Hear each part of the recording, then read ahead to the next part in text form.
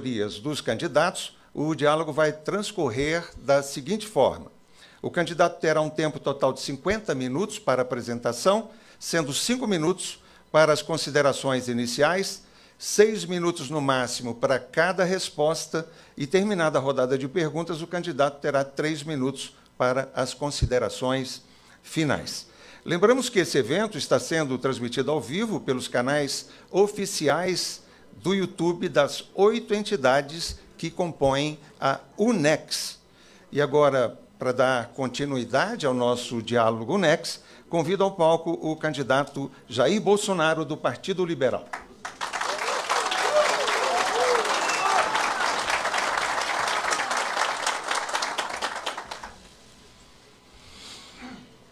Bem-vindo, candidato. Agradecemos aqui pela presença nesse evento e o senhor tem 5 minutos para as considerações iniciais. Se permite, aqui eu tenho o tempo que os senhores acharem necessário. Está 50 minutos, se quiser aumentar em 1 hora, se for possível, estou à disposição dos senhores aqui. Se bem que os senhores já me conhecem, em grande parte, porque o governo está andando.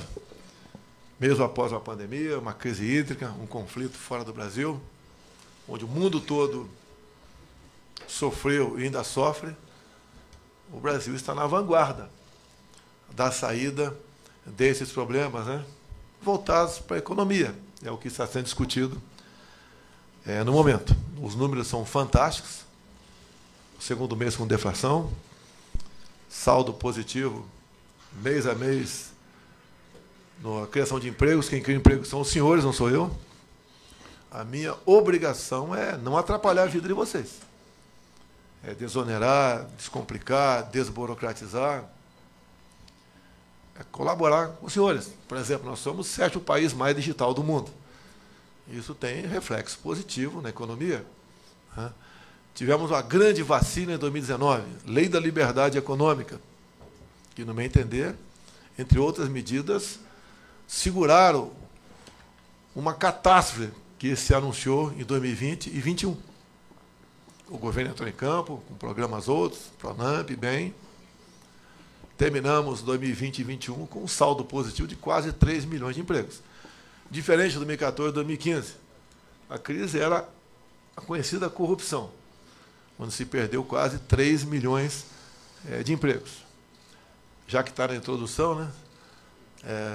Em 2010, levava-se praticamente 4 meses para se abrir uma empresa. Hoje em dia, 1 dia.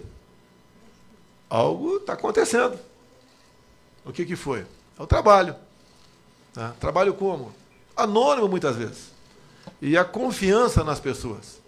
Escolher ministros pelo critério técnico. No passado, ninguém tinha liberdade para escolher ministro. Era imposição partidária. É a realidade, é a verdade. Assim como diretores de presidentes de bancos e de estatais. Uma das consequências. No passado, as estatais davam prejuízo ou pequeno lucro. Hoje, o lucro está acima de 100 bilhões por ano. Para onde ia essa grana? Eu mexi na harmonia de Brasília. Então, há um trabalho aí, você sabe, parte de algumas poucas pessoas, mas com poderes, para o tempo todo, para infernizar a vida do governo. Mas nós estamos fazendo a nossa parte. Quem tem a verdade ao seu lado, vence desafios. E o Brasil, hoje em dia, cada vez mais, está sendo olhado pelo mundo todo. Quando acabar o tempo, avisa aí, faça favor, mediador. Nós somos uma potência no agronegócio, e seremos brevemente, que já está na prancheta, saindo da prancheta, uma potência energética, além de uma potência alimentícia, né? Temos a nossa segurança alimentar e também atendemos mais de 1 bilhão de pessoas pelo mundo. A nossa aparição perante o mundo na geração de energia salta aos olhos.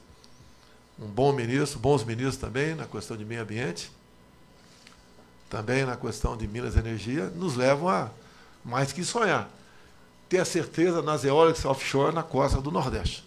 Produção de até 50 vezes aquilo que Itaipu gera, Quem tem isso no mundo?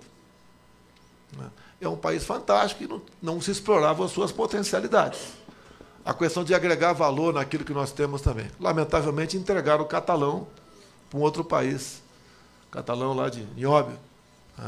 Seguramos, influenciamos para que Araxá não seguisse o mesmo caminho. Coisa que estou revelando apenas agora.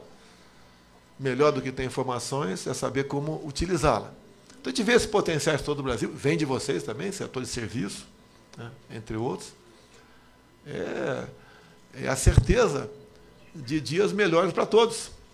A pandemia destruindo aí, basicamente botando na miséria os informais, 38 milhões de informais. Fizemos a nossa parte, tivemos um endividamento. Alguns achavam que tinha dinheiro no cofre. Endividamento.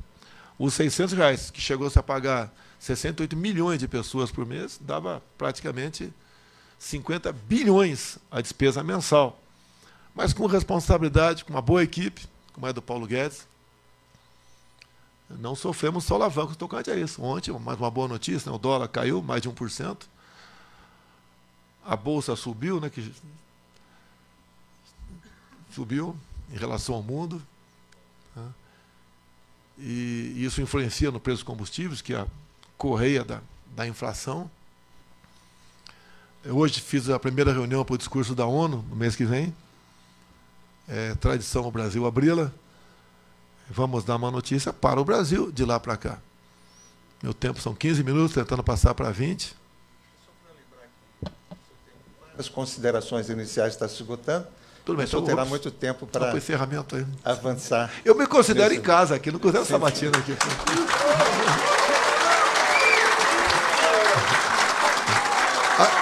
Acredito até que as perguntas, né? Algumas já estão sendo respondidas aqui. Mas tudo bem, vamos respeitar aqui. Bem, então como capitão, vamos respeitar aqui. Vamos lá. Vamos dar início ao nosso diálogo e eu convido o presidente da CNDL e atual presidente do Instituto UNEX, o senhor José César da Costa, para saudar o candidato Jair Bolsonaro e também encaminhar a primeira pergunta.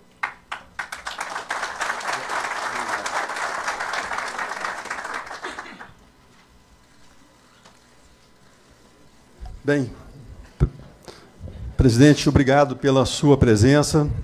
Mais uma vez, lembrando que estamos aqui diante de líderes de todo o país, de todos os 27 estados desse país, né? Deus do extremo norte, Roraima, Rondônia, Acre, até o Rio Grande do Sul, de leste a oeste, estão aqui as principais lideranças do varejo, daqueles que trabalham diuturnamente em prol do crescimento e que produzem riqueza, que geram empregos e que geram também impostos para esta nação. E diante, né, desse público seleto, né, quero agradecer mais uma vez a todos, né, que se esforçaram para estar aqui e também ao senhor, né, candidato também, que fez um esforço muito grande para estar conosco devido à importância. Como já disse, todos foram convidados, né, mas nem todos, né, vieram para esse grande momento. Estão aqui presentes conosco, presidente, a nossa Associação Brasileira de Atacadistas e Distribuidores de Produtos Industrializados, a ABAD, na pessoa do seu presidente Leonardo Miguel Severini. Está aqui conosco também a Associação Brasileira de Supermercados, a ABRAS, na presença do seu presidente João Galaxy, e também, né, do seu ex-presidente João Sanzolo, Associação Brasileira de Bares e Restaurantes, né, representado pelo seu presidente Abrazel, Paulo Somusti, Associação Brasileira de Automação Comercial para o Comércio, a FRAC, na pessoa do presidente Paulo Peguim, Paulo Eduardo Guimarães, intimamente Peguim, obrigado, Peguim, pela sua presença. Associação Nacional dos Comerciantes de Materiais de Construção, a ANAMACO, na presidência do seu presidente Geraldo Delfalco.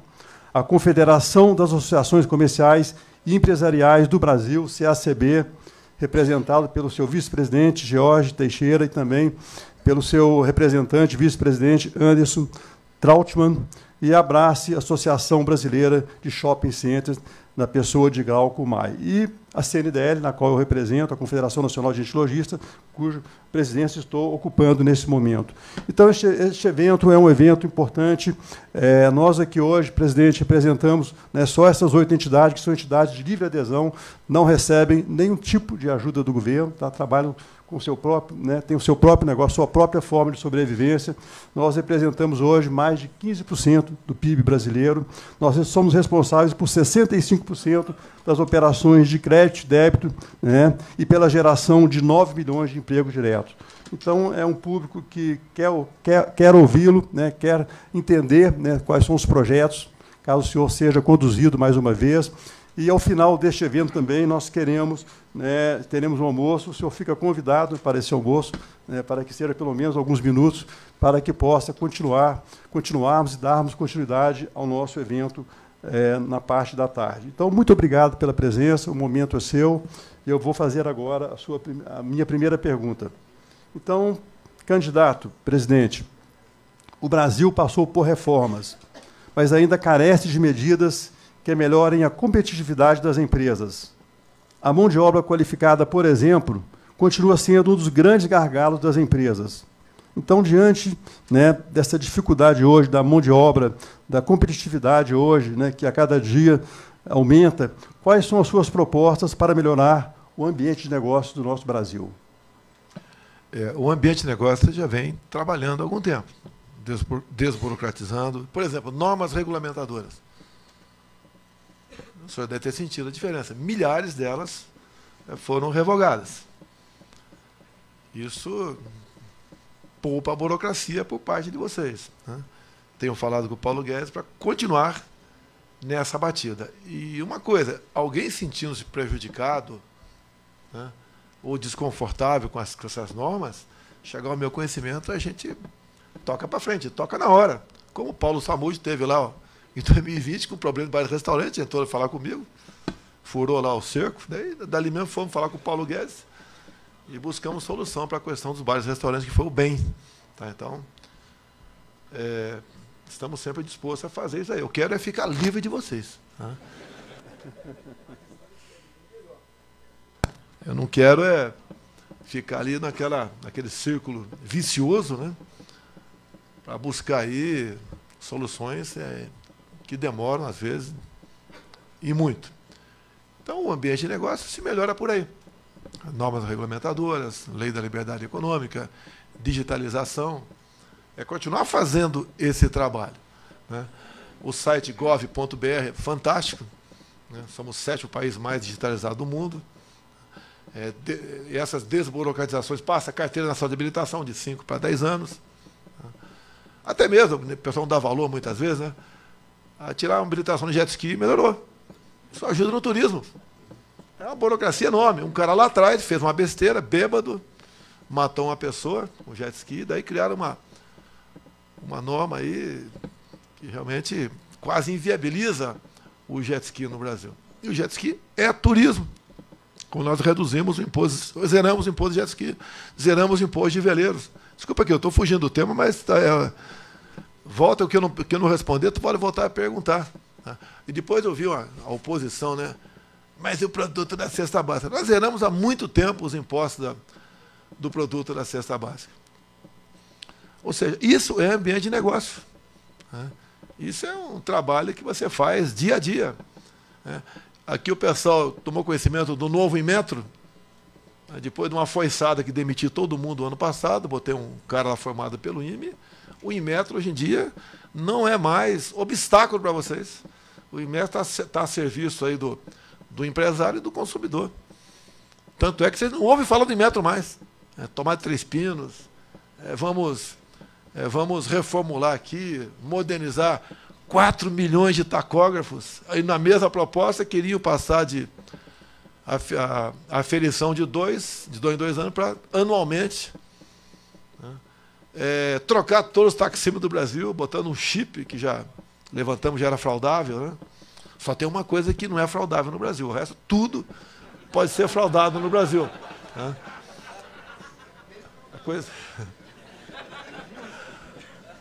Então, é esse trabalho que melhora o ambiente de negócio. Eu peço que vejam o novo estatuto lá do Inmetro, para ver se tem alguma coisa que pode ser alterado. Se tiver, vai ser difícil achar, mas se tiver, estamos à disposição. Tá? E não sei se te respondi. É por aí.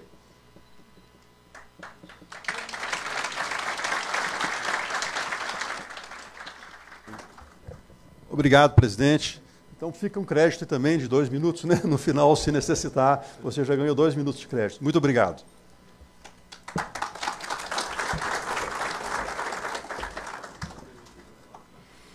Bem, então... Já que eu estou 2 minutos, pessoal, é o seguinte. Não é um jogo de futebol aqui, mas eu sou o técnico. Quem entra em campo são 23 ministros. Qualquer problema eu falo com eles. Por isso, eles foram escolhidos, e mais importante, não é escolhido, eles aceitaram. Tinha gente que não queria trabalhar, porque não é fácil você ser ministro. Os problemas que você tem e a responsabilidade. É processo todo momento. Tá? Então, tudo acontece porque você escolhe as pessoas da melhor maneira possível. E mesmo escolhendo assim, de vez em quando, um aí dá uma escorregada, a gente é obrigado a trocar. Então, o ideal é estar aqui com os meus ministros, para cada um explicar a sua área, mas estou à disposição.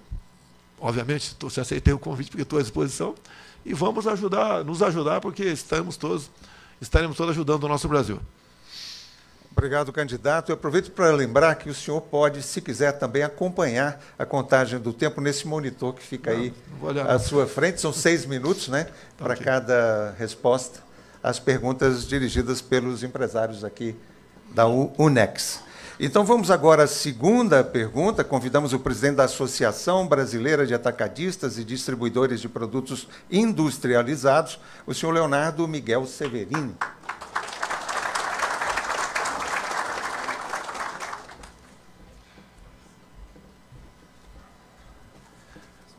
Bom dia, presidente. Me permita lhe chamar assim. Eu quero, em nome do setor atacadista de alimentos e materiais de construção, lhe parabenizar por 3 características que são suas: capacidade, disposição e coragem. E aqui vai a nossa pergunta. A segurança das fronteiras brasileiras não consegue conter o avanço do mercado ilegal e do contrabando, o que traz enormes prejuízos ao comércio e à sociedade. Como o seu governo continuará enfrentando a questão? Se não me engano, são 7.500 quilômetros de fronteira. Ou o dobro disso. O dobro disso, né? A maioria é fronteira seca. Eu já morei ali em Mato Grosso do Sul, conheço bem a fronteira. Ali até a Polícia Militar de Mato Grosso do Sul faz um bom trabalho, através da DOF, é um Departamento de Operação de Fronteira. O pessoal lança as viaturas, né, para pegar os descaminhos, entre outras coisas. Eu não posso prometer, pessoal, selar uma fronteira com essa extensão, 15.000 quilômetros. Não posso. Vamos continuar fazendo o que for possível. De vez em quando tem as operações Ágata, quando o contrabando de cigarro começa a ficar em nível insustentável, né, a gente vai para lá dar uma chacoalhada na fronteira. Não temos como selar a isso tudo. O nosso governo está indo para o maior número de policiais federais e policiais rodoviários federais em seus efetivos. É por aí que a gente pode buscar aí, inibir essa prática. Se tivesse essa capacidade, não entraria droga no Brasil, nem armamento. Estamos longe dessa capacidade. O próprio Estados Unidos não consegue selar sua fronteira com o México.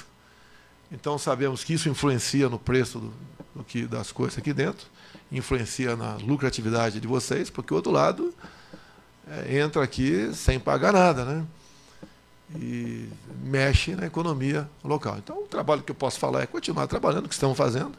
Você pode ver, nunca tivemos tantas operações crescentes da Polícia Federal e Polícia Rodoviária Federal. Aí vem números ano a ano cada vez maiores, de apreensão de drogas, de armamento, de numerário, tá?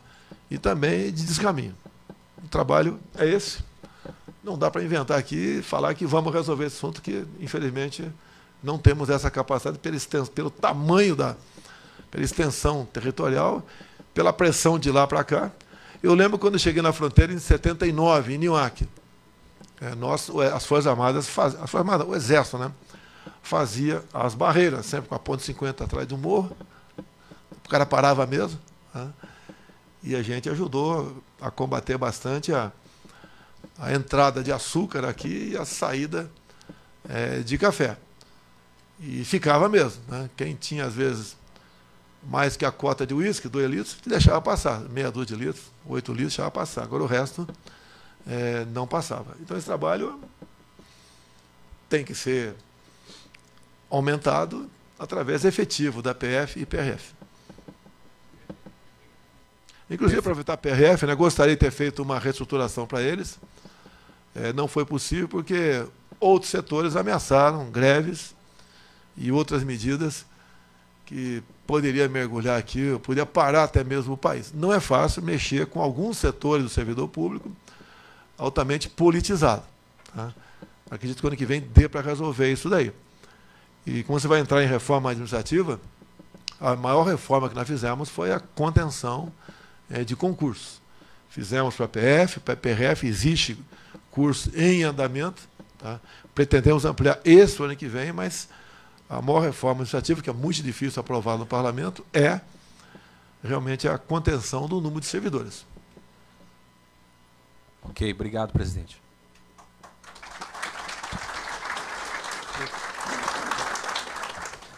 Eu informo ao presidente, candidato à reeleição Jair Bolsonaro, que ele ficou com crédito aí de 2 minutos e 20 segundos, que poderá utilizar ao final nas suas considerações. Fica para o almoço. Finais.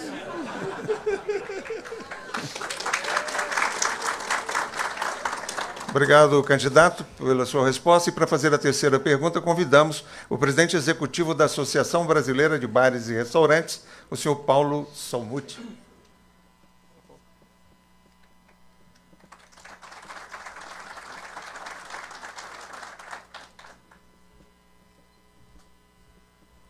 Boa tarde a todos. Boa tarde, não ainda, né? De manhã. É a pressa pelo almoço, viu, presidente? Presidente, como o maior gerador de empregos no país, o setor de comércio e serviço tem consciência de que a reforma trabalhista, aprovada em 2017, foi um marco para o país. Mas entendemos que podemos avançar ainda mais na modernização, simplificação e eficiência das relações de trabalho. Quais as propostas o senhor teria para assegurar a manutenção dos avanços obtidos com a reforma trabalhista e potencializar a geração de empregos no Brasil? É mais fácil defender o empregado do que o empregador, politicamente falando, né? Mas não é fácil ser patrão no Brasil, sei disso. E, obviamente, sempre tem alguém jogando uma classe contra a outra, né? Patrão empregado, nordestinos, sulistas, branco e negro, homem e hétero, essas coisas todas aí. Essa reforma foi tentada, essa pequena aprovada no governo Temer, ela foi tentada em 2002. A internet era bastante, estava engatinhando a internet, né? E eu votei favorável a essa proposta. Lá fora, quase perdi meu mandato. Porque o que na internet divulgava, o pessoal panfletava, foi época de campanha, uma proposta que havia sido passada na Câmara, não chegou no Senado, ninguém tirava direito de ninguém, até porque eles estão garantidos no artigo 7º da Constituição. Mas a versão dada para aquilo é que eu votei para acabar com o 13º, fundo de garantia, licença gestante, hora extra, etc. E colou. Acredito que uns 60 parlamentares que tinham certeza de uma reeleição em 2002 perderam. Isso voltou no governo Temer. Eu, como deputado, discuti muito no meu gabinete, né? E eu falei para eles como é que fica a minha posição, dado o que eu passei em 2002. Depois de muita discussão, eu resolvi correr o risco de votar favorável de novo. Tá? Essa reforma ajudou a manutenção de empregos. Ninguém retirou direito de ninguém. Tá? Foram flexibilizados. Tá? Outras flexibilizações, eu acho difícil, quase no limite, mas tem que ser buscado isso daí. O Paulo Guedes fala muito da carteira verde e amarela, tá? Que ele fala que seria voluntário, você quer a norma antiga ou a norma mais nova. O objetivo é atender a juventude, até 29 anos. Foi mudado esse conceito há pouco tempo. Com 29 anos já era capitão e pai de 3 filhos. Né? Mudaram para até 29 anos, o cara é jovem.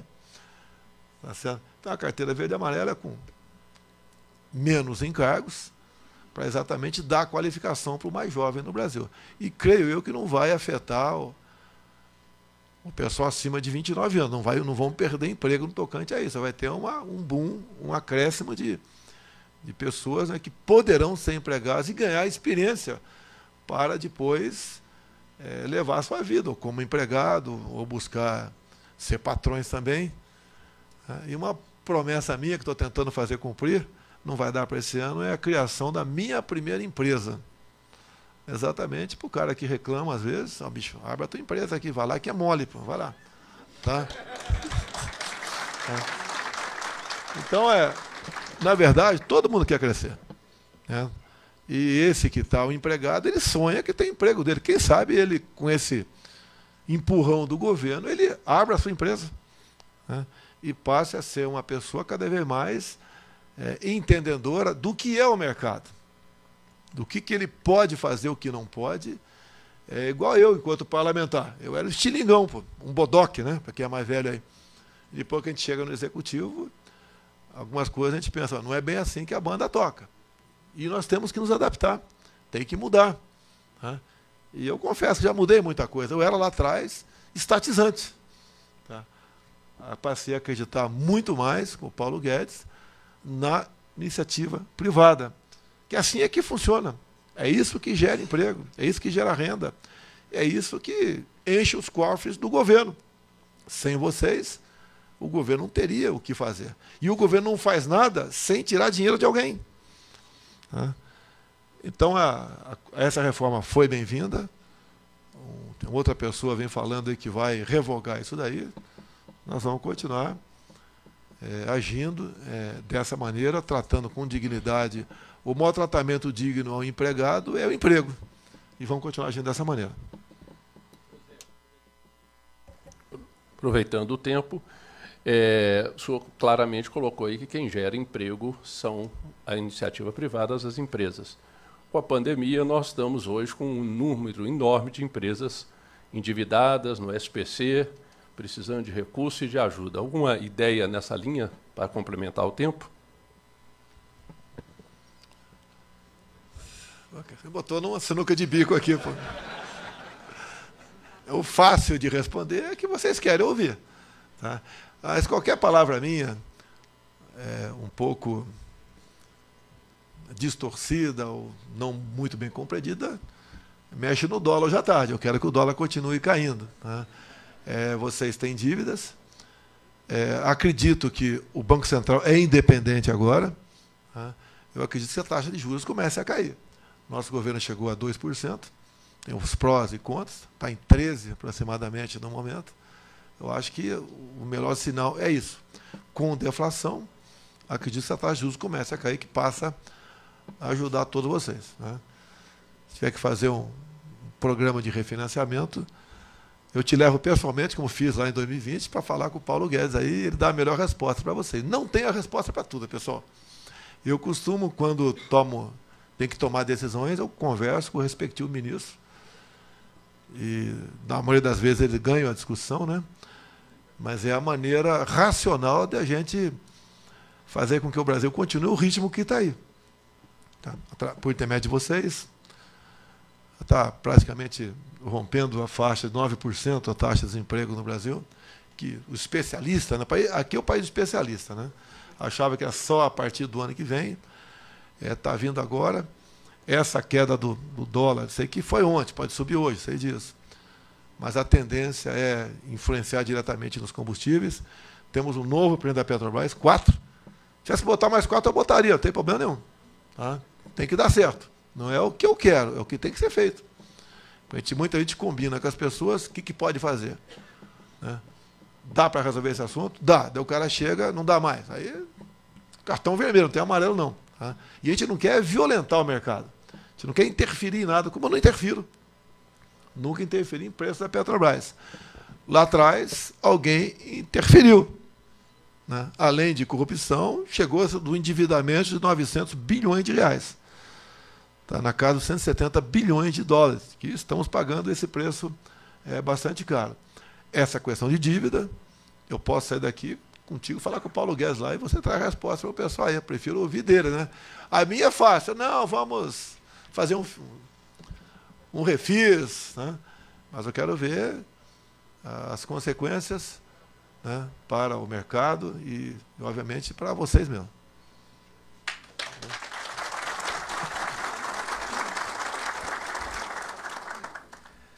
Obrigado, candidato. E para fazer a quarta pergunta, nós convidamos agora o presidente da Associação Nacional dos Comerciantes de Material de Construção, senhor Geraldo Defalco.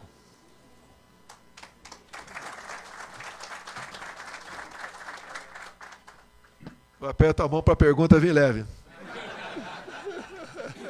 Tem que lembrar que é na marca que a pergunta é fácil, hein? Bom, presidente, candidato à reeleição, o Brasil sempre conviveu com um grande desequilíbrio orçamentário, situação que se agrava com uma máquina inchada, com órgãos, secretarias, subsecretarias, além dos gastos com salários e previdência dos servidores públicos. Qual sua visão sobre a reforma administrativa? Há um plano para equilibrar as receitas e despesas do país? Mamão com açúcar, né, irmão? Eu acredito que o teto de gastos no governo Temer, uma proposta de emenda à Constituição, que se transformou em uma emenda constitucional, foi para estancar a hemorragia. Eu sou o primeiro governo que tem o teto de gastos. Aquele cara está ganhando 3 mil por mês, de repente ele passa para 5, mas não pode gastar os 2. Tá?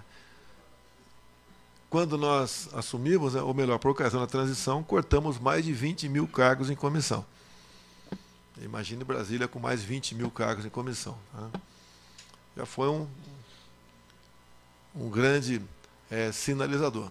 Como disse na introdução, que foi bastante longa aqui também, evitar os concursos públicos, até para proteger os atuais servidores que estão aí. Eu sei que muito jovem fica chateado, que é um concurso, mas a máquina está no seu limite. Houve uma festa, né? Por ocasião, quem estava vivo aí, em 88, quem estava vivo aqui, né? 88, a gente via aqui, por ocasião da Constituinte, toda hora um trem da alegria. Tá? Era a efetivação de pessoas que não tinham feito concurso no passado e que foram ganhando isso aí. Apareceram super salários também, em especial no Legislativo Judiciário. Apareceu lá atrás também as incorporações. Eu era vereador no Rio, uma pessoa lá ganhava 10 mil por mês, de repente passou a ganhar um cargo em comissão, mais 10 mil, 8 anos passava para 20. Daí mais um segundo, podia a segunda, mais 10 passava para 30. Isso vai impactando. Tá? Bem, os 20 mil cargos em comissão não influenciou em quase nada, apenas uma sinalização. Como eu disse, evitar concurso público para até proteger o próprio servidor. Porque vai chegar um ponto que não pode chegar um ponto, não tem dinheiro para pagar mais ninguém. A Previdência foi feita a reforma. Tá? Não é maldade, era a maneira que você tinha de garantir o pagamento da Previdência de quem está aí. Que foi muita coisa feita lá atrás, sem qualquer controle. Tá? O que o Paulo Guedes me diz nessas questões? Eu sofri muito, já teve gente, às vezes, na minha mesa lá, que precisa de mais disso, mais aquilo. Realmente precisava. Mas se começasse a abrir a porteira ali, ia ter um desequilíbrio. Isso influencia diretamente na inflação, preço do dólar, mercado. Né? E também com o Paulo Guedes, muitas vezes, né? Gente querendo a cabeça dele, o que é natural. Né? E seguramos a onda. Né? Principalmente na questão dos combustíveis lá atrás. Queria um fundo equalizador. E a saída, segundo o Paulo Guedes, eu tenho que acreditar nas pessoas. Né? Acreditei. Alguns ministros, de boa vontade até, queriam ter a cabeça dele, né, de boa vontade, a cabeça dos outros sempre é bem-vinda. Né? E nós mantivemos isso aí e estamos dando um exemplo agora do que aconteceu. Reforma administrativa. A proposta que está lá, a oposição sempre usa do outro lado. Né? É para os futuros servidores e não para os atuais. Vamos respeitar, obviamente, tem que respeitar o direito adquirido. Essa é a nossa proposta. Se houver uma reeleição, essa reforma, realmente, o parlamento que vai decidir, né, é fazer com que tenhamos um novo quadro de servidores no futuro. E a questão do inchaço da máquina, você deve se lembrar, além do trem da alegria lá atrás, em especial prefeitos de esquerda, com concurso, né, incharam as suas respectivas máquinas. Aqui também. Teve concurso também para o governo da esquerda aqui para preencher tudo e mais alguma coisa. A conta está alta, quem paga a conta são vocês. Porque o servidor público ele não gera renda, né? Ele está ali para colaborar nas políticas públicas e acontece, quando há um inchaço, exatamente o contrário. Paga um preço alto por isso, que outros candidatos pode estar falando por aí, né? Vou abrir concurso para a garotada ficar feliz com ele, mas depois que o cara chegar, ele vai saber realmente o tamanho da sua responsabilidade fazendo aquilo. Então essa é a nossa política.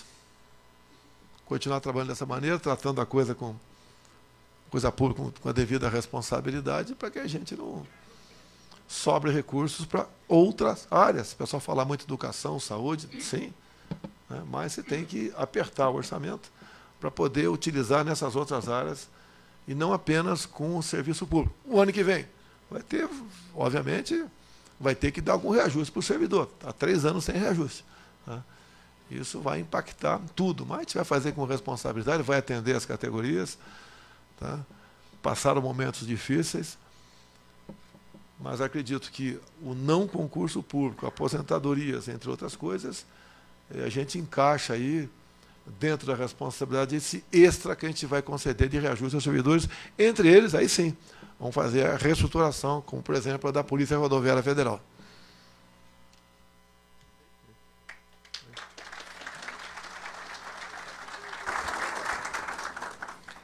Obrigado, candidato. E para fazer a próxima pergunta, convidamos o vice-presidente da Confederação das Associações Comerciais e Empresariais do Brasil, o senhor Anderson Trautmann.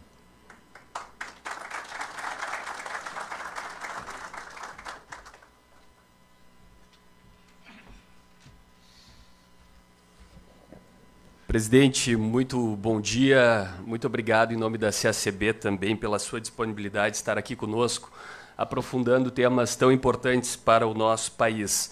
A pergunta que eu tenho para o senhor é sobre algo que o senhor, no seu governo, trata com muita propriedade, já que são as políticas de crédito e financiamento. Sabemos da importância e que elas são fundamentais para fomentar o nosso setor, o setor empreendedor que gera riqueza e renda no nosso país. A pergunta é: quais são as propostas do seu governo para ampliar e facilitar ainda mais o acesso ao crédito no Brasil?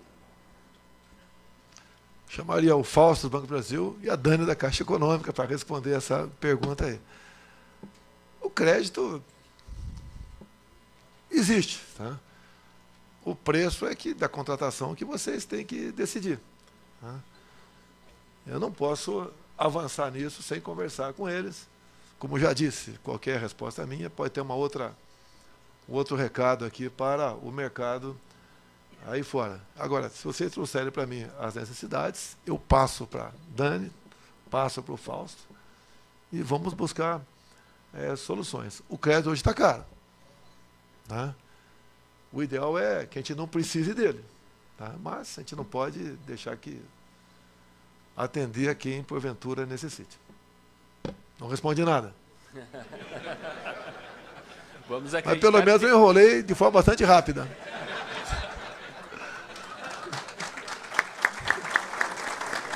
Obrigado, presidente. Nós vamos, então, querer essa agenda para poder aprofundar esse tema, se possível, com o seu governo. Muito obrigado pela sua resposta. Se quiser uma audiência hoje à tarde, eu marco contigo com a Caixa Econômica do Banco do Brasil. Ok? Bem, passamos à pergunta seguinte. E para fazer a pergunta, convidamos o presidente da Associação Brasileira de Tecnologia para o Comércio e Serviços, o senhor Paulo Eduardo Guimarães.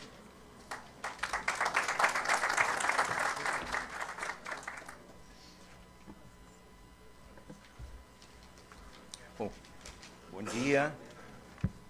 Alô? Bom dia, senhor presidente, candidato. Um momentinho só. Quando o pessoal fala o que você pode fazer, o Jetinho que está fazendo, pessoal. Por isso a resposta foi daquela forma. Desculpa aqui, tá ok? Vamos lá. Pô, o Jetinho que está fazendo. Pô. A gente traz aqui uma questão super procedente para todo o nosso ecossistema, senhor presidente. O nosso atual sistema tributário é chamado por muitos de manicômio tributário. Ele produz entraves nas empresas. A gente gasta muito apenas para saber quais tributos as empresas devem recolher, quais elas são realmente sujeitas e como recolher. Muitas vezes isso é maior que o tributo em si. O gasto que a empresa tem nesse cálculo é maior do que o tributo em si. A pergunta fica, considerando essa situação, quais as propostas do seu próximo governo para o sistema tributário? Há plano de simplificação? Há plano que consiga atacar essa burocracia que está ao lado do tributo, não exatamente o tributo, mas a burocracia que está em volta dele? Eu passei 28 anos dentro da Câmara e nada foi para frente nessa área. Falar que vai fazer é fácil. Lá entra os interesses de estados, municípios, do próprio governo federal, iniciativa privada, porque cada mexida no tabuleiro, alguém vai perder alguma coisa. A reforma tributária está lá há algum tempo, espero que ela avance. Eu tenho falado com o Paulo Guedes, que puder fazer, que seja pouco, é bem-vindo, porque no passado nada foi feito. O que ele resolveu investir, vocês têm conhecimento disso? Redução do IPI. Editei a semana passada o 3º decreto, e dessa vez o meu prezado amigo Alexandre de Moraes resolveu não dar uma canetada contra o decreto. Essa política é privativa minha, pessoal. Assim como tratar com a nossa política externa é minha, não é do Legislativo nem do Judiciário. E são mais de 4.000 produtos que vão ter essa redução. E o Paulo Guedes tem dito, eu posso falar, né, que ele autorizou. A ideia dele é zerar o IPI no Brasil. Ele fala que isso vai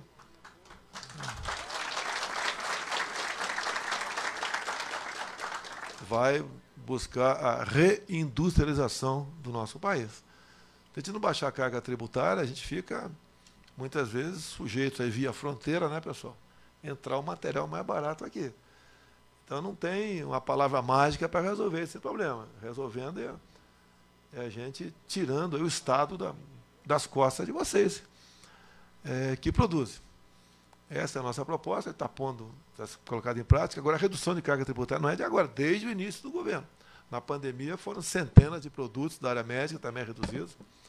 Você pode ver, a geração de energia solar dobrou. Em parte, é a redução de impostos de importação da nossa parte. Placas fotovoltaicas, bateria de lítio, cabos, entre outras coisas, né? Aquela briga para não deixar taxar o sol, eu sei que não é bem assim a história, né? Mas falou-se muito no momento, taxação do sol. A energia produzida em casa, ninguém deve dar satisfação para ninguém. Agora, se ele quiser botar essa energia para fora, né, ele vai ter que pagar o carreto ali que está materializado nos fios aí que conduzem a energia elétrica. Então, essa é a proposta. Agora sim, estamos fazendo. E o Paulo Guedes quer, e tanto é que o primeiro decreto foi 25%, e depois os outros foram 35%. Não sei se é possível ainda, né? Esse ano dá mais uma canetada para 50%. Todo mundo ganha com isso. Alguns governadores ficaram, né, revoltados, porque parte disso, um percentual, vai para eles. Mas o cara que vai comprar uma geladeira, por exemplo, algo da linha branca, e que economize R$100, esse 100 economizado ele vai gastar em outra coisa, vai gerar imposto em outro lugar. Até eu disse que eu não manjo muito de economia, né? O pessoal sabe disso, a imprensa já bateu muito de mim. Também não manjo de medicina não, tá, pessoal? E tem uma tal de curva de Laffer. Eu fui estudar quem é o seu Laffer, né? Aqueles, quanto mais aumenta o imposto, mais arrecada, até que chega um ponto que entra pela fronteira, né? Se arrecada mesmo. Eu acho que algumas coisas, no mínimo, a curva de Laffer tinha ficado lá para trás. E com essa medida aí do Paulo Guedes, tem colaborado em movimentar a economia de maneira geral no Brasil. Não é apenas falar, é fazer. Aqui é fácil um cara chegar aqui falar um montão de coisa, né? Eu tive esse cuidado para evitar uma tréplica e não fez por quê? Eu não vou levar essa bola nas costas aqui, não vou. Tá? E o maior, não digo prazer, mas nem orgulho, mas ter a humildade de falar, olha, não está na minha alçada, né? E vamos buscar resolver, como disse aqui a vocês. Até meia-noite hoje é dia. Quem quiser uma audiência com o Paulo Guedes para tratar de alguns assuntos, a equipe econômica, outro ministério qualquer, estamos à disposição. Senhor presidente, é inegável os esforços que a gente está vendo no sentido de reduzir a taxação. Agora, existe um projeto que foi submetido ao seu governo, projeto de lei 178, que ele não mexe na taxação, ele reduz a burocracia desses milhares de documentos fiscais. E toda essa comunidade aqui tem muito apreço por esse projeto, porque é um projeto de pura inteligência, não tira dinheiro de lugar nenhum, só coloca inteligência e diminui complexidade. É um projeto ainda, né? Está na Câmara? Está na Câmara. É de autoria de um parlamentar ou nossa?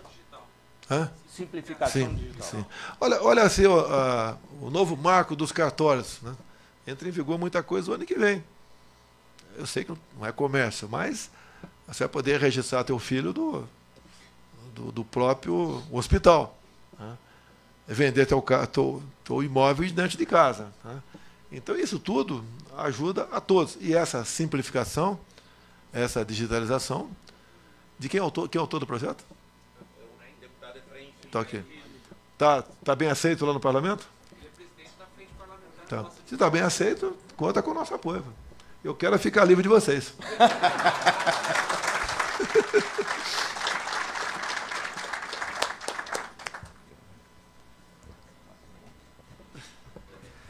Obrigado, candidato. Um momentinho só, já que eu tenho tempo aqui. O próprio PIX, pessoal, é uma ajuda.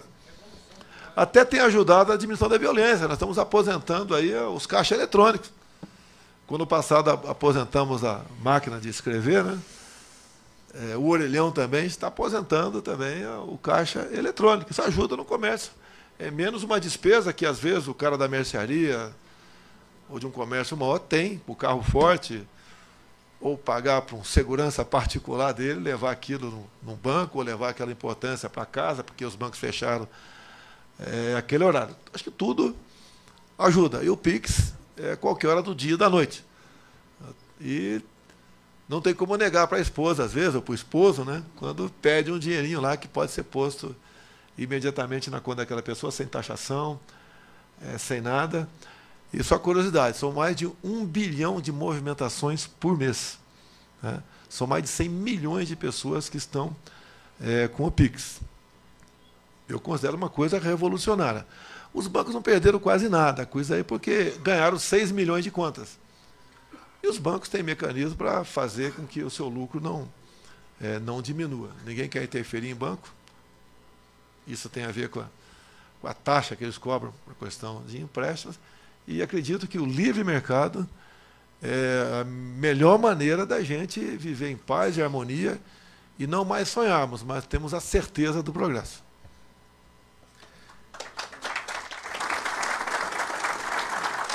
Obrigado, candidato. E para fazer a 7ª e última pergunta, né, convidamos o presidente da Associação Brasileira de Supermercados, o senhor João Galassi.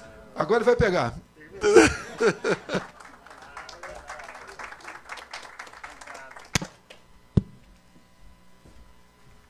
Bom, só para um recadinho a mais e importante, né, que foi anunciado aqui no início, pelos César e tudo mais, nós estamos ao vivo, presidente, no YouTube, pelas 8 entidades. Então, nesse momento aí tem uma audiência enorme, todo esse trabalho aqui feito pelo nosso querido Zé César e toda a diretoria. Presidente, então eu vou inverter, eu vou começar elogiando o teu trabalho para depois fazer a pergunta, né? Porque o senhor já colocou, olha, se eu pudesse ter feito, já teria feito, né? Então, o senhor foi muito bem na infraestrutura, trabalho do Tarcísio, inclusive o Alsou aí, né, candidato a governador para o estado de São Paulo, Fábio Faria, ministro Fábio Faria, com o 5G, trabalhando na conectividade também, foi um trabalho fantástico. Então, a nossa pergunta agora seria o seguinte, presidente: quais seriam as linhas gerais da infraestrutura logística e a tecnologia que vocês estão elaborando, né? E o futuro governo, o presidente Bolsonaro, caso seja eleito, está elaborando para o próximo mandato. O Tarcísio foi uma descoberta. Foi a terceira pessoa que eu entrevistei. Eu nunca tinha visto ele. Ele fez academia comigo em Resende, né? Bem depois de mim. Fez o IME e era concursado da Câmara. Tinham 2 vagas, ele passou para aquela área dele. Estava 3 anos dentro da Câmara. Eu nunca lembro ter visto o Tarcísio na Câmara. Ele lembra de mim, óbvio. Eu era um cara que dava alteração, né? No bom sentido. E quando eu entrevistei, não foi indicação de partido político nenhum, eu vi que era uma pessoa que tinha experiência, tinha o estudo, tinha conhecimento para ser ministro da infraestrutura, que é complicado. Sempre foi um ministério conhecido por corrupção. Ele tinha integrado o DENIT, trabalhava na Comissão de Viação e Transporte. Então acreditamos, não foi um amor à primeira vista, apesar da cara feia dele, né? E ele começou a trabalhar, sempre conversava comigo, obviamente. Falou em concluir obras inacabadas.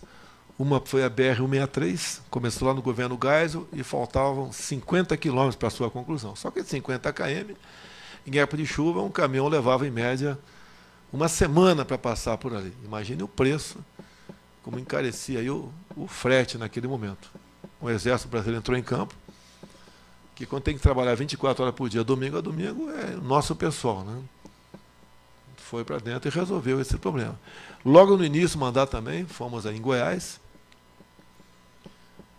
e para a gente retomar a construção da Ferrovia Norte-Sul, que é iniciativa privada. Tá? Então, a desburocratização passou por licenças ambientais, é parte do governo. Eu espero um dia poder dar uma modernizada nessa legislação. E essa ferrovia, que eu chamo de coluna vertebral, né? Lá do Maranhão, Tocantins, Goiás, até o Porto de Santos. 4.100 quilômetros, faltavam 1.500 quilômetros. Está praticamente concluída. Isso vai ser algo fantástico para a infra do Brasil. Além do que a gente pode chamar de costelas, a FIOL, que é a Ferrovia Integração Oeste-Leste, a FICO, Centro-Oeste, a Trans-Nordestina também. A Malha Paulista foi oxigenada com o Tarcísio. Temos aí ligação até o sul do Brasil. O ressurgimento do modal ferroviário. O que é mais importante além disso?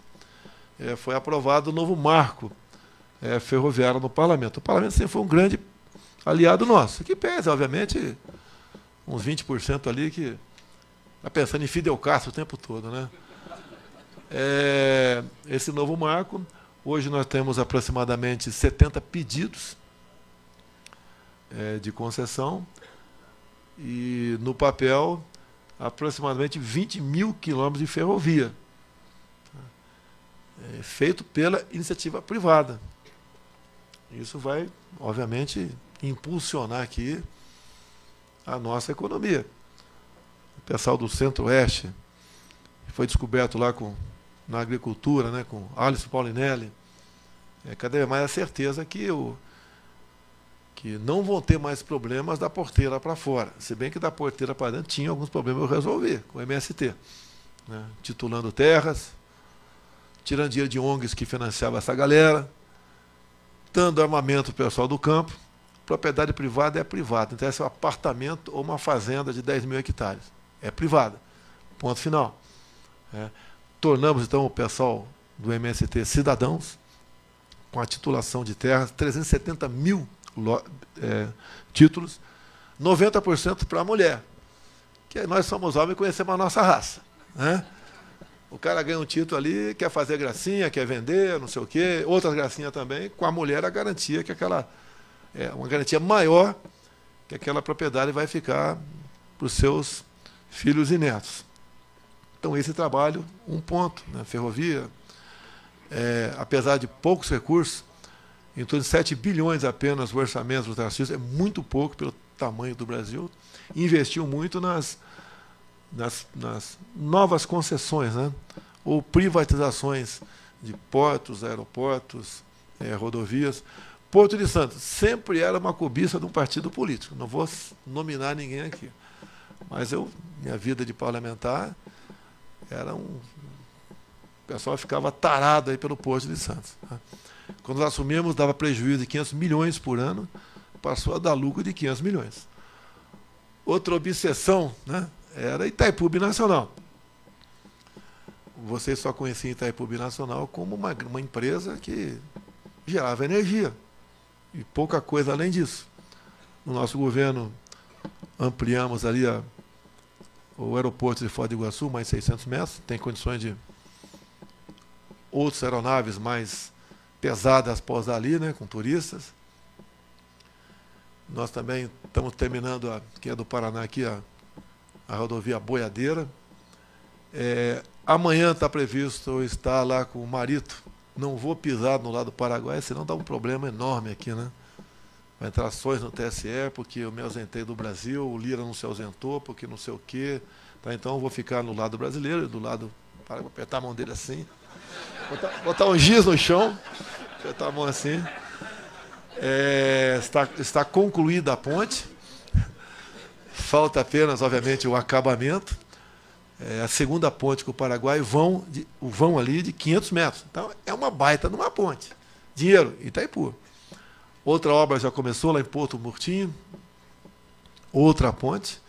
E nós estamos dando aí a infra para a bioceânica, a nossa saída lá para o Pacífico. Né? Quando eu falo isso, eu lembro de Minas. Na campanha eu falei que ia arranjar uma saída para o mar, para Minas. Né? E daí eu apanhei muito, que eu estava mentindo. Poxa, eu falei, não, a saída é pelo Pacífico. Pô, né? Então, nós atendemos em torno de 50 municípios na região do Lago de Itaipu. Está bastante avançado as nossas tratativas com o Parlamento Paraguaio via Jorge Seife, lá de Santa Catarina, né? Secretário da Pesca.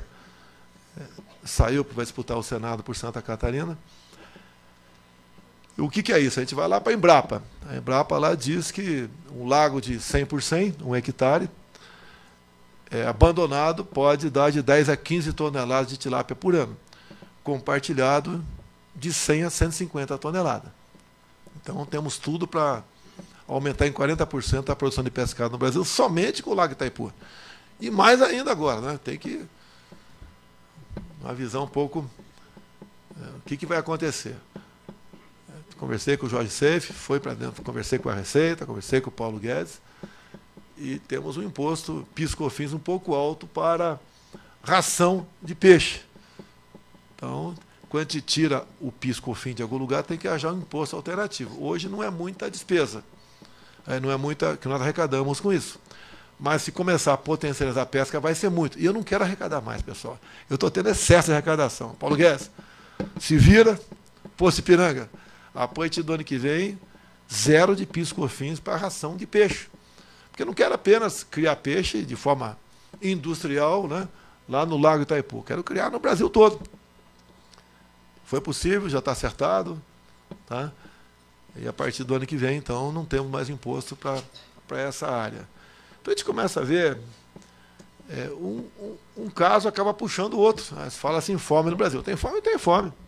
Tá? Não na proporção que dizem aí. 33 milhões, parece o Lula falando, né? 25 milhões de crianças abandonadas no Brasil. Né? Então vamos buscar alternativas. E os dados, né, números do IPEA mostram que o Brasil tem reduzido o número de pessoas que vivem abaixo da linha da miséria, número de famílias, né? Enquanto que o mundo tem aumentado. Estão acompanhando aí a seca lá na Europa.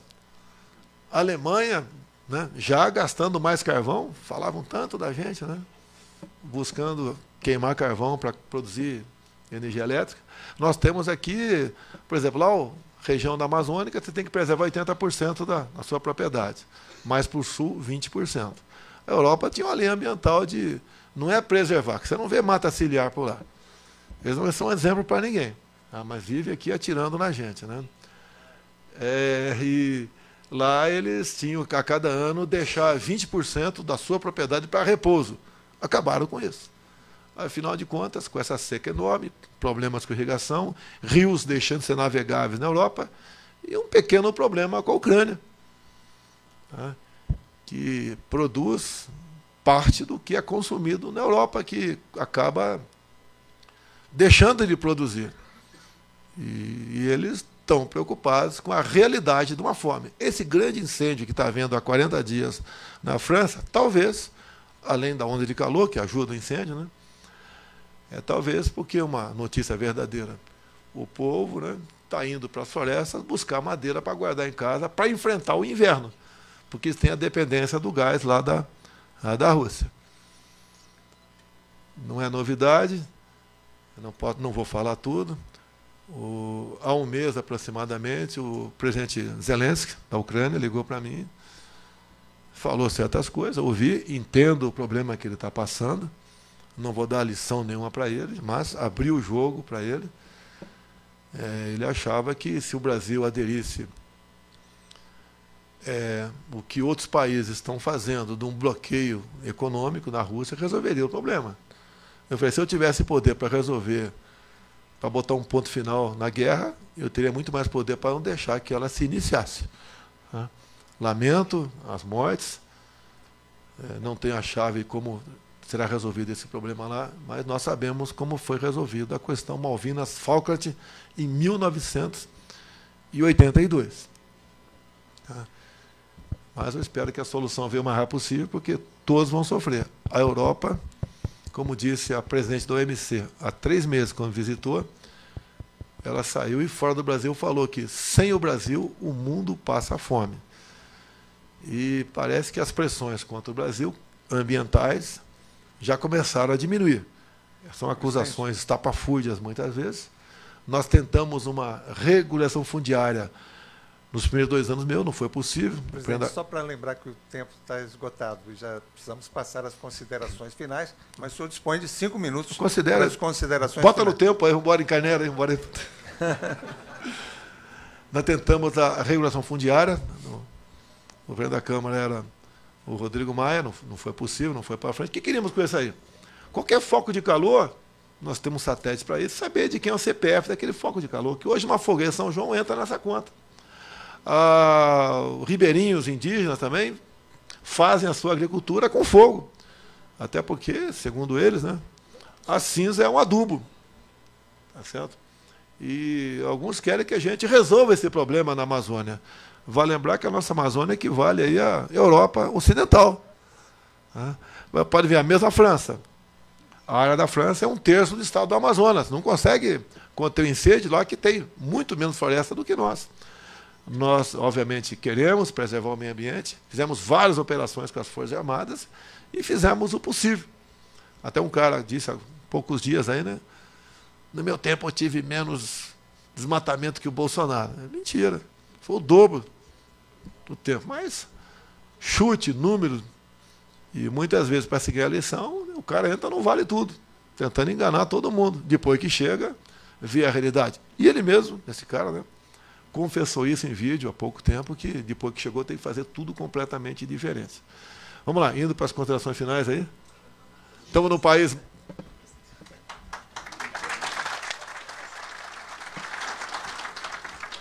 Ninguém tem o que nós temos, né? Presidente, o senhor dispõe de 5 minutos para as considerações finais e para falar aí aos empresários de comércio e serviço, mas também ao grande público que nos acompanha através da internet, dos canais, né, das entidades que integram a UNEX. Vou falar uma coisa muito importante aqui. Se acabar meu governo, todo mundo ficar um pouco mais pobre, mas não perder a sua liberdade, vai recuperar esse patrimônio. Agora, se acabar meu governo, vocês perderem a liberdade, nós não temos para onde se socorrer para uma operação acolhida para nós. Então, o que está em jogo no Brasil? Muita coisa em jogo, mas tem certas coisas que é vital para a gente, a nossa liberdade. A gente vê o tempo todo ela sendo açoitada, não pelo Poder Executivo. E cada vez medidas mais outras estão sendo tomadas. Como essa coisa absurda sobre 8 empresários. Olha, me bote no inquérito que 2 deles tinham contato. Me bote no inquérito. O inquérito feito sem consultar o MP, se faz busca e apreensão sem consultar o MP, e nós temos um ordenamento jurídico em nosso país. Isso influencia a vida de todo mundo. E o momento não é da gente ficar quieto. Não é comigo, vou ficar quieto. É cada um fazer a sua parte. Não aceitar reclamando, tá? Apontando os problemas, que isso não aumente. É inacreditável o que está acontecendo no Brasil. Quando vimos, por exemplo, um deputado federal ser preso por 9 anos. Por falou besteira, falou. 9 anos de cadeia. O homicídio começa com 6. Tá? Agora, liberdade de expressão, ou você tem ou não tem. Quais são os limites? Até onde eu posso ir, ou vocês podem também ir, né? E se alguém ultrapassou, já tem a legislação para processar alguém por calúnia, difamação, injúria, seja lá o que for. Então a liberdade é algo sagrado para nós. O cara quer dar um golpe. Pô, alguma medida minha, golpista, em algum momento viram aí movimentações. Ele tem um gabinete do ódio. Me aponte uma matéria. Essa saiu do gabinete do ódio. Me aponte. Não tem. Não tem. Tá? O que é fake news? É mentir e é omitir também. Se formos aqui punir por fake news, iriam fechar muitos órgãos de imprensa por aí. E eu sou o primeiro a defender os órgãos de imprensa. Pode continuar me criticando sem problema nenhum. Apanho o tempo todo. Fiquei sabendo agora que o órgão de imprensa está fazendo levantamento dos meus imóveis desde 90, juntamente com a minha família. Desde 90. Inclusive, vi, que eu não converso com essas pessoas que fazem essa matéria, mas um conversou, a minha mãe que faleceu está no processo.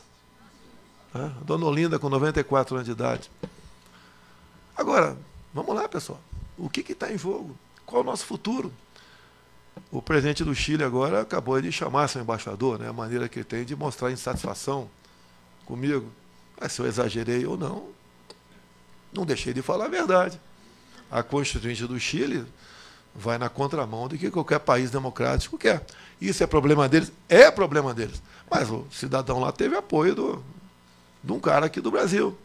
Assim como o cidadão da Argentina visitou o cara na cadeia e depois se elegeu presidente.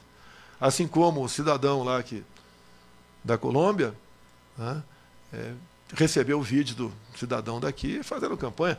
Isso eu sei que é questão interna deles, não vou meter nessa questão, mas estou mostrando para onde essas pessoas, né, estão levando os seus países, e as pessoas são extremamente unidas. Quando se criou o Fórum de São Paulo em 1990, eram partidos de esquerda, da América do Sul, América Central, além das Farc, além do cidadão daqui, né, sempre ter falado, eu já falei, né, que deveriam criar lá um partido, assim como a gente está vendo na Nicarágua que está acontecendo.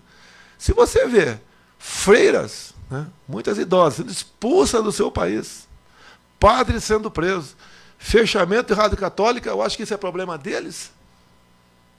Daí o cara fala, se eu voltar, muita gente escondida vai voltar para cá. Vai sim. Não vai voltar o Chaves, vai voltar Maduro, não vai voltar Fidel Castro, vai voltar Canyon, volta Ortega, volta Mujica, volta essa gente toda para cá, que recebiam dinheiro do BNDES. Só o calote da Venezuela está em 1 bilhão e 60 milhões de dólares, 5 bilhões de reais, só com a Venezuela. E parte desse dinheiro é para financiar o Foro de São Paulo, financiar as ditaduras pelo mundo. Como? A gente não tem como comprovar, mas suspeita de ter dinheiro chegando no Brasil pela fronteira. Gostaria de pegar um container de dinheiro chegando pela fronteira, né? Para a gente até botar um equilíbrio na questão eleitoral no nosso país. Nós não queremos partir nessa linha. Se eu puder aumentar um pouquinho meu tempo, desde que o pessoal não esteja com fome. Então, o que está em jogo aqui, pessoal, é algo mais sagrado que a própria vida. E nós temos que mostrar o que está acontecendo do nosso lado. E se o vizinho tem um carro que vive dando problema, você não vai comprar um carro da mesma marca. E aqui a gente está vendo o que está acontecendo. O que aconteceu com o nosso ex aí, reinterpretaram na segunda instância. E depois falaram, olha, devia ser julgado em Brasília, não Curitiba. Anula-se as 3 condenações, o cara fica elegível. E estamos vendo o que está acontecendo. Convidaram as Forças Armadas a integrar a Comissão de Transparência Eleitoral. Essa questão está lá com as Forças Armadas, que foram convidadas, não se intrometeram nisso. E as Forças Armadas, que eu comando, né, que não é diferente de governos anteriores, ela tem sua responsabilidade, tem uma credibilidade junto à opinião pública e não vão servir de moldura para a eleição. Elas vão fazer a coisa certa e estão se empenhando para que cada vez mais possamos ter transparência eleitoral. Acabam-se todos os problemas com a transparência eleitoral. Todo mundo aqui quer votar no João e saber que o voto foi para o João e ponto final. É isso que as Forças Armadas estão com essa missão, porque elas foram, repito, convidadas. Se convidaram e se arrependeram, é outra história. O convite foi via portaria. É só eles revogarem a portaria. É simples. Portaria de outubro do ano passado pelo ministro Luiz Roberto Barroso. Bem, então essa questão de liberdade tem a ver com, obviamente, né, com a nossa vida, mas também o que esses outros regimes adotam em políticas dos respectivos estados. Eu não estou criticando a Argentina quando eu falo que a Argentina, há poucos meses, resolveu impedir a exportação de carne, para sobrar mais carne para o seu povo. No primeiro momento foi muito bonito, 3 meses depois, além da inflação, desabastecimento.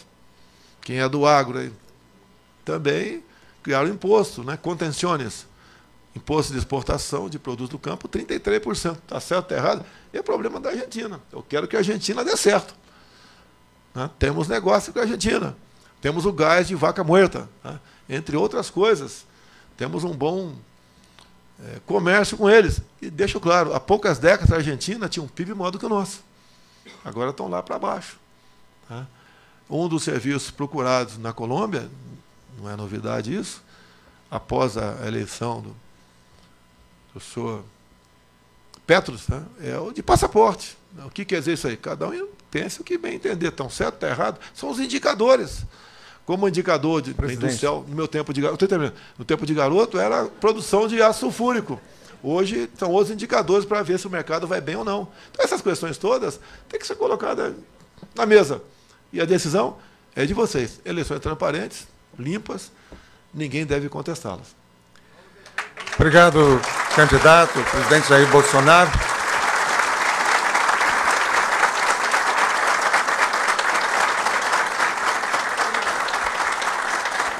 Nós pedimos agora que subam aqui ao palco os presidentes das entidades que integram a UNEX, para entregar ao candidato o documento Pautas do Instituto UNEX, com as prioridades do setor de comércio e serviços, e também para tirar a foto oficial do evento.